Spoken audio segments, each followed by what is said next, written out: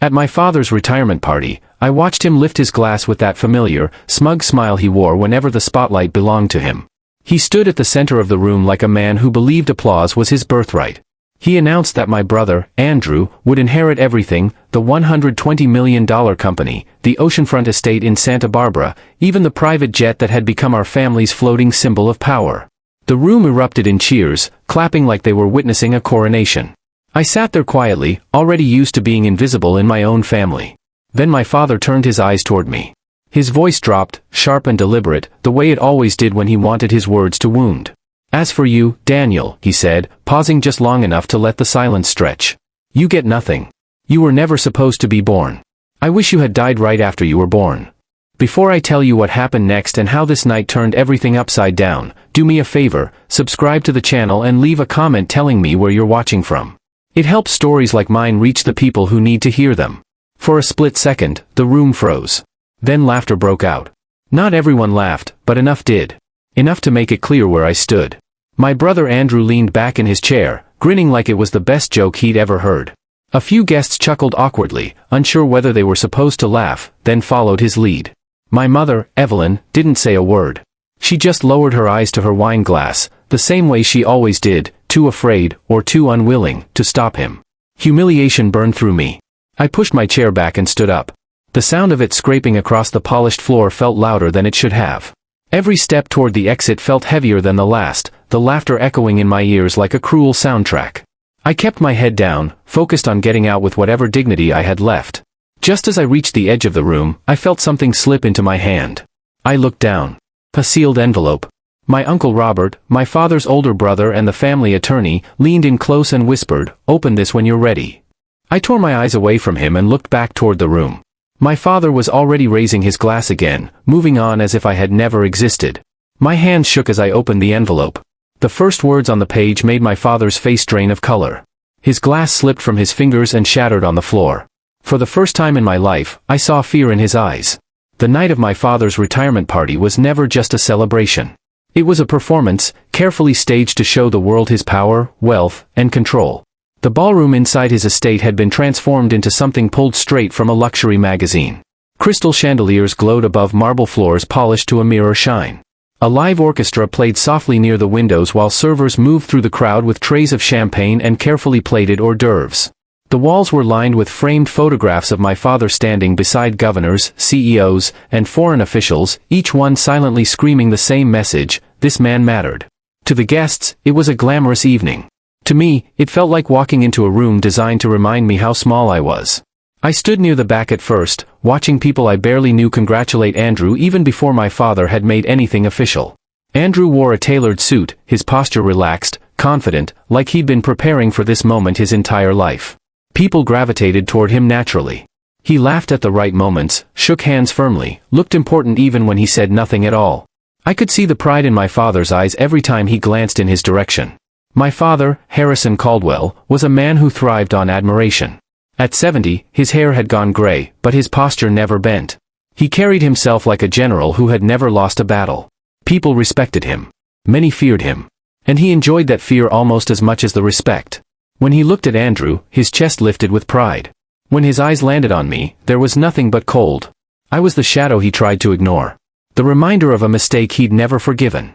He told me more than once growing up that I was never part of his plan, that my existence had disrupted the perfect family image he wanted the world to see. He said it often enough that part of me believed it. My mother floated through the room in an elegant gown, pearls resting against her collarbone. To outsiders, she looked like the graceful matriarch of a powerful family. But I knew her better. She had learned long ago that silence was safer than confrontation. She loved me quietly, if at all, but never loudly enough to matter.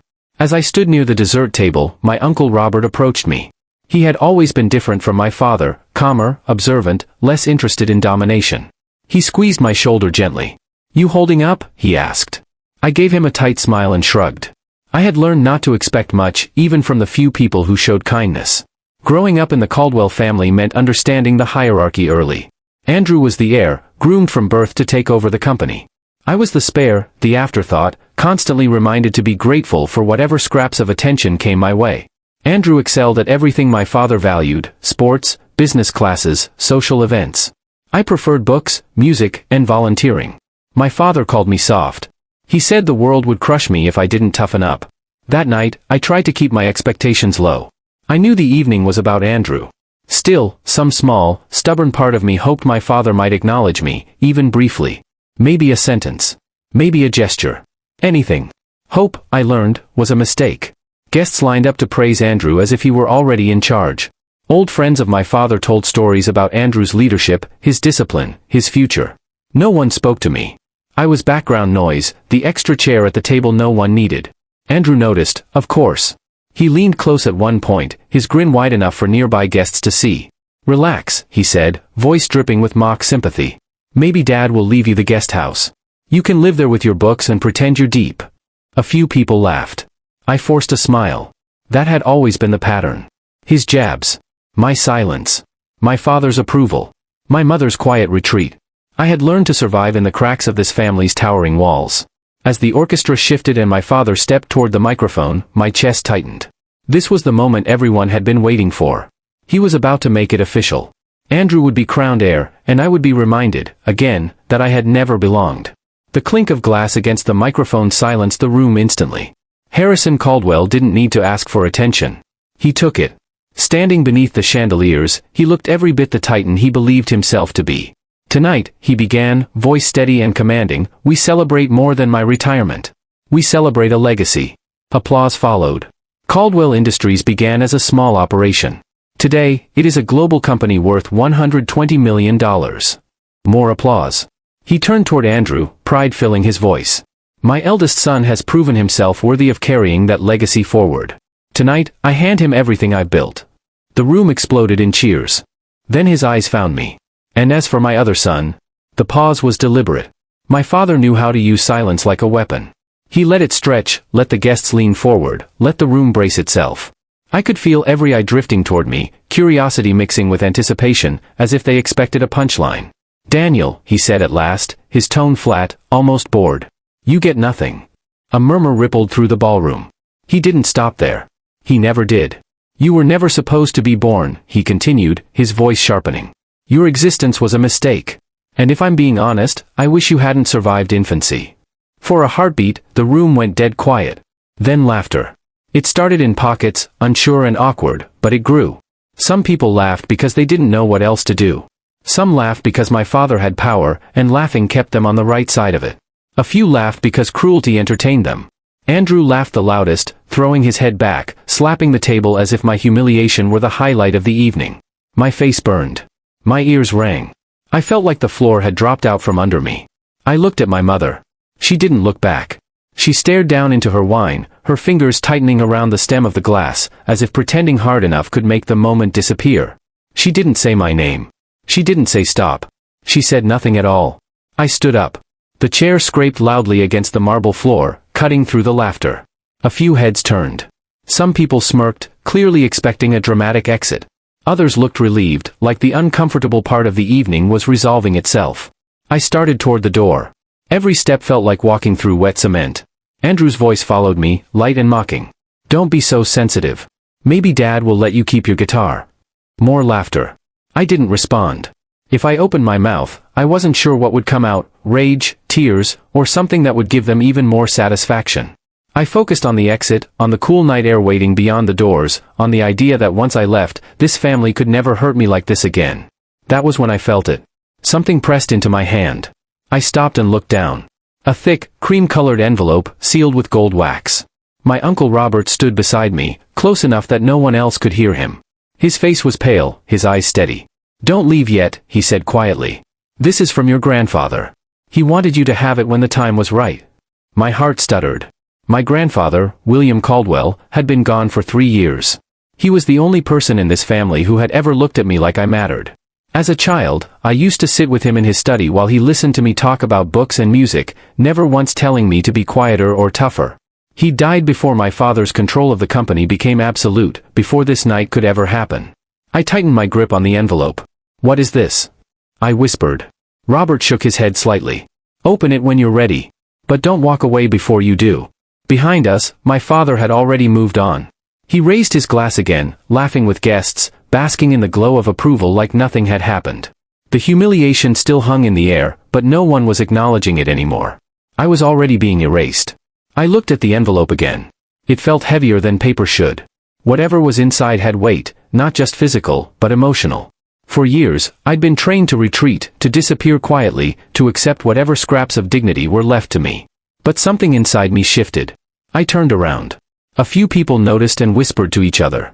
Andrew smirked when he saw me walking back toward the table, clearly amused that I hadn't slunk away in shame.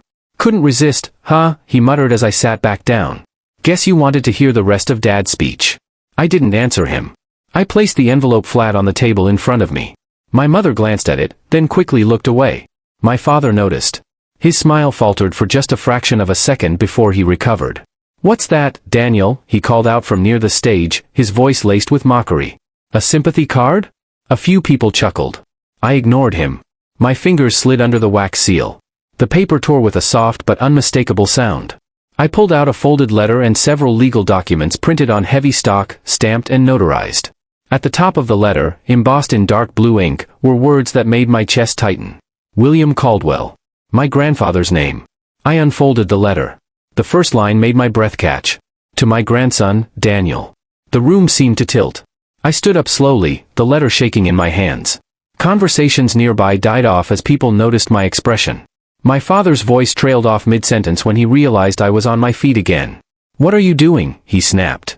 "I'm reading this," I said, surprised by how steady my voice sounded. "Since you decided to make me a spectacle tonight, I think it's only fair everyone hears the truth." The string quartet fell silent. The room grew quiet, curiosity overpowering discomfort.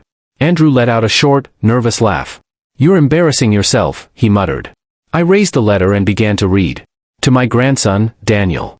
If you are reading this, it means I am no longer here, and my wishes have been ignored or concealed. I built Caldwell Industries with the belief that power without integrity is worthless. I have watched my family closely, and I know which of my descendants understands that truth. A wave of murmurs swept through the crowd. My father's face drained of color. "That's enough," he barked. "Sit down." I didn't. "I am leaving controlling interest in Caldwell Industries to Daniel Caldwell," I continued, my voice growing stronger with each word. "This transfer is to take effect upon my son Harrison's retirement. The accompanying documents make this legally binding and irreversible." For a moment, no one spoke. Then the room exploded into whispers. My father's glass slipped from his hand and shattered on the floor. The sound echoed through the ballroom like a gunshot. He stared at the papers in my hand, his mouth opening and closing without sound. Andrew surged to his feet. "This is a joke," he snapped. Some old letter dragged out for attention. "Dad, tell them it's meaningless." My Uncle Robert stepped forward, his voice calm but firm. "It isn't meaningless." William made his intentions clear. These documents were drafted, notarized, and witnessed properly. I was there. My father looked like he'd been punched. "You knew about this?" he demanded. Robert met his gaze. "I did." I kept reading. "I choose Daniel not because he is the loudest or the strongest, but because he has compassion. He listens. He sees people. This company was meant to build, not destroy. Do not let cruelty define you, Daniel, as it has defined others." My father's face twisted with rage. "I built this empire," he shouted. "My blood, my sacrifice. You think you can just hand it to him?" "The decision isn't yours," I said quietly, lowering the letter. "It never was." Andrew lunged toward me, but two men near the table, longtime associates of my father, caught his arms, holding him back. The room watched in stunned silence as the power dynamic shifted in real time. For the first time in my life, my father looked small. I folded the letter carefully and slid it back into the envelope, my hands no longer shaking.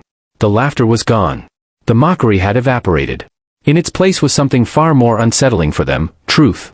"My name is Daniel Caldwell," I said, my voice carrying across the room. "And from this moment forward, things are going to change." No one laughed. No one clapped.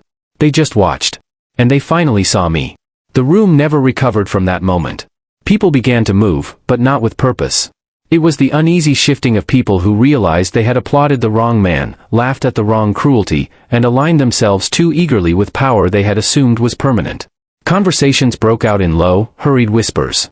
Guests glanced at my father, then at me, then away, unsure where loyalty now lived. My father sank into a chair near the stage, his shoulders slumped, his hands covering his face. For decades, he had controlled every room he entered. Tonight, control had slipped through his fingers in front of everyone who mattered to him. The man who once intimidated governors and boardrooms now looked like an aging tyrant who had miscalculated his final move. Andrew paced like a trapped animal. His face was flushed, his jaw tight, his eyes darting from guest to guest, searching for support that was no longer there. Every few seconds he muttered something under his breath, denials, insults, threats, but none of it landed. The confidence he had worn his entire life had cracked, and underneath it was panic. My mother stood slowly. For years, she had existed on the edges of conflict, smoothing things over, avoiding confrontation, surviving by silence. She walked toward me with hesitant steps, her eyes wet. When she reached me, she took my hand in both of hers. "Your grandfather was right about you," she whispered. It wasn't loud. It wasn't dramatic. But it was the first time she had chosen me in front of anyone. And it mattered more than any applause ever could. One by one, guests began to leave. Some avoided my eyes completely, embarrassed by their earlier laughter. Others stopped briefly to shake my hand, offering awkward congratulations, eager to be seen on the right side of history. I accepted their words politely but without warmth. I had learned, painfully, how quickly admiration could turn into cruelty when power shifted. My Uncle Robert stayed close. "This won't be easy," he said quietly. "There will be challenges. Legal pushback. Board resistance." "I know," I replied. And I did. Taking control of Caldwell Industries wasn't just an inheritance, it was a battlefield my grandfather had knowingly placed me on. Andrew stormed out before the night was over, his footsteps echoing down the hallway, his curses trailing behind him. My father didn't follow. He remained seated, staring at the floor, the broken glass near his feet reflecting the collapse of everything he believed was unshakable.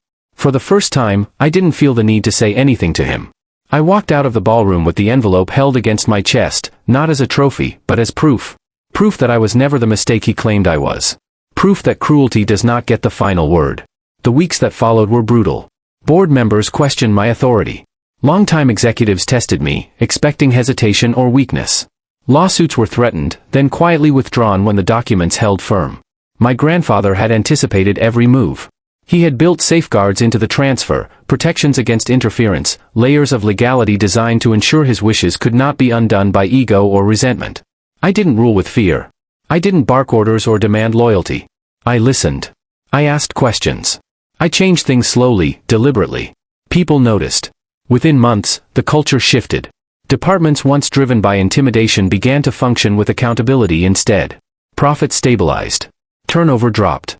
And for the first time in years, the company felt like it was building something instead of devouring the people inside it. My father never returned to the office. Andrew tried once, months later, demanding a meeting. I declined. Some chapters don't need revisiting. I kept my grandfather's letter in my desk drawer. Not as a reminder of victory, but as a compass. Whenever doubt crept in, whenever the old voices echoed in my head telling me I wasn't enough, I read his words again. "Do not let cruelty define you." And I didn't. Because that night, the night meant to humiliate me, erase me, crown someone else, it did the opposite. It revealed the truth. It gave me my name back. It gave me my place. And if there's one thing I learned, it's this. You can be mocked, dismissed, even told you should never have existed, but when truth finally comes to light, it doesn't whisper. It stands. And so do you. The first real test came quietly. 3 weeks after the party, before the press had even finished chewing on the headlines, I was called into a closed-door meeting with the senior board members. Men and women who had known me my entire life, who had watched me be ignored, sidelined, spoken over. They sat around the long conference table with polite smiles and guarded eyes, folders stacked neatly in front of them like shields. They didn't question the legality. They couldn't. The documents were airtight. Instead, they questioned me. My experience. My temperament. My fit. One of them, a man who had laughed the loudest at my father's joke that night, leaned back in his chair and said, "Daniel, no one doubts your grandfather's intentions. But running a company of this size requires a certain hardness." I knew what he meant. Cruelty dressed up as competence. I looked around the table and met their eyes one by one. "Hardness isn't leadership," I said. "It's insecurity with better tailoring. If that's what you're looking for, I'm not your man. But if you want results, accountability, and people who don't have to be afraid to do their jobs, then you already have your answer." The room went still. No one interrupted me. No one scoffed. Because for the first time, they weren't deciding whether I belonged. They were realizing I already did. Within days, subtle things began to change. Meetings that used to feel like interrogations became conversations. Employees who had avoided eye contact started speaking up. One executive quietly admitted that turnover in his department had dropped for the first time in years simply because people felt safe enough to stay. That's when I understood something my father never did. Fear builds obedience. Respect builds loyalty. The press came next. Carefully worded questions. Thinly veiled accusations. Was this a hostile takeover? Was I retaliating against my family? Was I planning to dismantle the empire my father built? I answered once. Calmly. Clearly. This isn't about revenge, I said. It's about honoring the man who built this company with purpose and making sure it survives with integrity. After that, I stopped talking. Results spoke louder. My father tried once to regain control. A legal maneuver, poorly disguised as concern. It failed before it ever reached a judge. The same lawyers who once rushed to his defense now avoided his calls. Power is loyal only while it's useful. Andrew spiraled. He gave interviews he shouldn't have. Made promises he couldn't keep. Burned bridges trying to convince people the company had been stolen from him. Every move he made confirmed what my grandfather had seen years ago. I watched from a distance. Not with satisfaction. With clarity. My mother came to see me one afternoon, months later. She sat across from me in my office, hands folded tightly in her lap. I should have protected you, she said. I chose silence because it was easier. I nodded. I know. It wasn't forgiveness. Not yet. But it was truth. And truth was how this story had always moved forward. Late one evening, long after the building had emptied, I opened my desk drawer and took out my grandfather's letter again. I read the final line slowly, letting it settle. Build something that outlives fear. Outside my office window, the city lights glowed steady and quiet. The company was no longer an inheritance or a battleground. It was a responsibility. And for the first time in my life, I wasn't standing in anyone's shadow. I was standing exactly where I was meant to be.